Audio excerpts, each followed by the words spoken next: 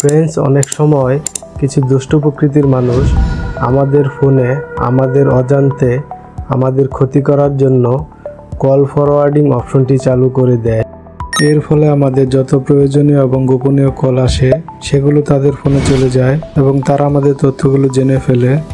আজকের এই ভিডিওটিতে আমি আপনাদের দেখাবো আপনাদের ফোনে এই কল ফরওয়ার্ডিং অপশনটি চালু আছে কিনা সেটি কিভাবে চেক করবেন। তো তার আগে একটি কথা, আপনি যদি আমাদের চ্যানেলে নতুন হয়ে থাকেন তাহলে রিকোয়েস্ট থাকবে ভিডিওটিতে একটি লাইক এবং আমাদের চ্যানেলটিকে সাবস্ক্রাইব করে ভিডিওটি কন্টিনিউ করুন। চলে যাচ্ছি আমাদের মোবাইল স্ক্রিনে। প্রথমে দেখাবো কিভাবে আপনার ফোনে কল ফরওয়ার্ডিং অপশনটি চালু করে। প্রথমে আমরা আমাদের ফোনে ডায়াল অপশনে চলে যাব।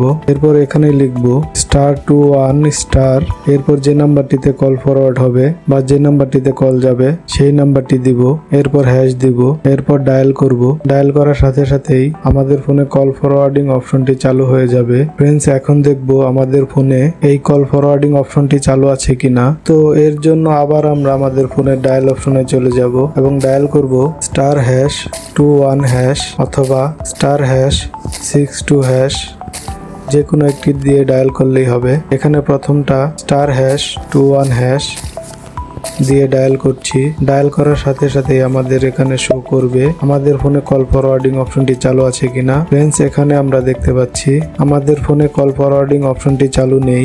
ফ্রেন্ডস, এখন দেখাবো কল ফরওয়ার্ডিং অপশনটি চালু থাকলে সেটি কিভাবে বন্ধ করবেন। এর জন্য চলে যাব আমাদের ডায়াল অপশনে। ডায়াল করব *21# অথবা #002#, যে কোনো একটি ডায়াল করলেই হবে এবং ডায়াল করার সাথে সাথেই আমাদের ফোনে কল ফরওয়ার্ডিং অপশনটি বন্ধ হয়ে যাবে। ফ্রেন্ডস, এখানে আমরা দেখতে পাচ্ছি আমাদের ফোনে কল ফরওয়ার্ডিং অপশনটি বন্ধ হয়ে গেছে।